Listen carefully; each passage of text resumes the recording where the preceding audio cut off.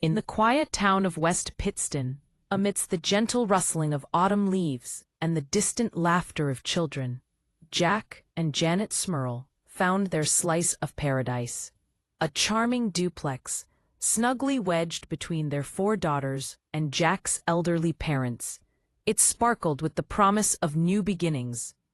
But as the leaves turned from gold to brown in 1974, that promise began to wither like the fading daylight.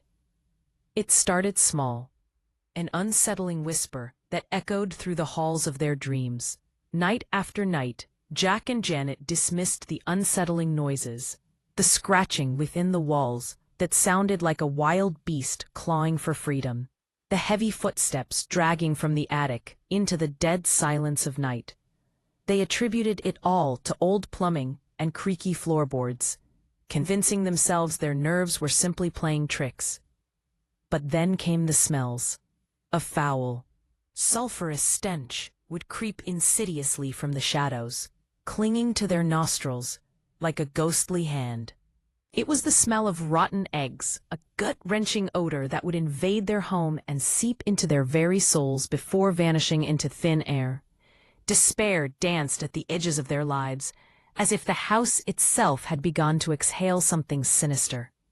As the days turned into weeks, the subtle disturbances escalated into a nightmare. Janet was the first to truly confront the darkness. She glimpsed it one stormy afternoon, a dark, shapeless mass slithering under doors, lurking in corners, its presence heavy and oppressive. A scary man! Her youngest daughter, Heather, would scream from the confines of her bed, tears streaming down her cheeks. Meanwhile, their teenage daughter, Dawn, would awaken in terror, paralyzed, feeling an invisible weight pressing against her chest, smothering her screams. The entity grew bolder, playing with their minds. Janet would hear Jack calling her from the basement, only to find him at work, while Jack would rush to comfort a daughter he thought was crying, only to discover all 4 girls peacefully asleep. It was a cruel game, one that twisted their reality into a portrait of confusion and fear. Then came the day that shattered Janet's sense of safety. Alone in the house, she faced the entity in its full form, a hunched, ape-like creature with matted hair and eyes that glowed with malevolence. It stood at the end of the hallway, its gaze burning into her, radiating pure hatred before dissipating into darkness.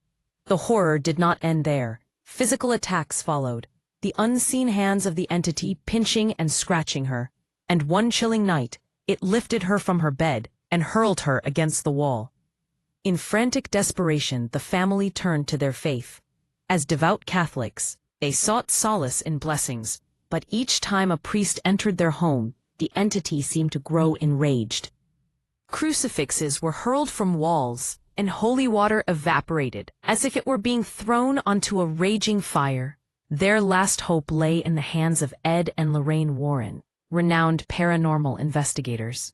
With grim faces, the Warrens confirmed their worst fears. They were not dealing with a mere ghost, but an ancient, inhuman demon, intent on feeding off their fear and driving them from their beloved home. The haunting intensified, evolving into an unprecedented torment. The entity manifested itself in grotesque forms, taunting Janet with twisted replicas of Jack.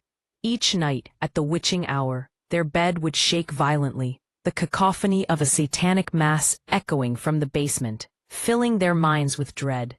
The sinister sounds of chanting and guttural voices blurred the line between reality and nightmare. The ultimate violation came when the demon turned its gaze upon Janet, assaulting her in a way that shattered her spirit. It was an unspeakable act that left her feeling broken, dirty, and defiled, as the sanctity of their marriage was desecrated by an unseen enemy. In 1986, driven by both desperation and courage, the Smurls took their story public, confronting a world that met them with skepticism and ridicule. But their resolve was unyielding. They were not simply defending their home, but fighting for their very souls. Though the entity never left them entirely, the Smurls learned to navigate their fear, living with an ancient intelligence that could warp their perception of reality. They stood resilient, having gazed into the abyss. And though the abyss had indeed looked back, it had not claimed them. Through the darkness, they emerged stronger, bound by love and the unbreakable bond of family, forever changed by the shadows that lingered just beyond the light.